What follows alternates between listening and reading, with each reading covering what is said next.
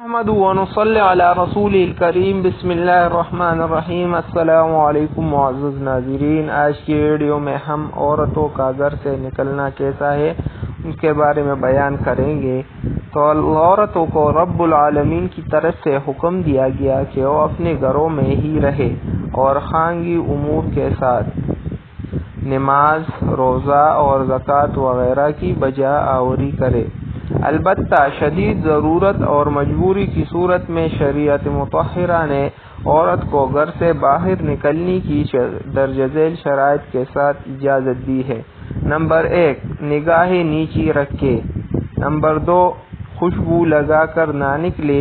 Number 3، بے پردہ نہ نکلے کہ لوگ ان کے حسن اور لباس پر نظر ڈالیں، نیز ایسا مزین برقع یا حجاب بھی نہ پہنے جو اجنبی نگاہوں کو متوجہ کرے۔ نمبر 4، پاؤں میں ایسا زیور یا پازیب وغیرہ نہ پہنے جس سے آواز یا چنکار سنائی دے۔ نمبر 5، راستے کے درمیان میں نہ چلے بلکہ مردوں سے الگ کنارے پر چلے۔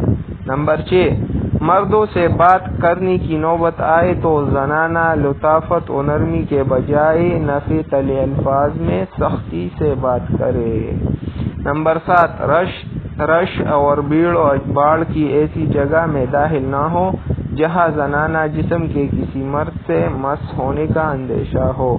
نمبر 8، تنہائی اور خلوت کی ایسی جگہ نہ جائے جہاں کوئی نامحرم مرد ہو، چاہے وہ مرد لاکھ بار صحیح کیوں نہ ہو۔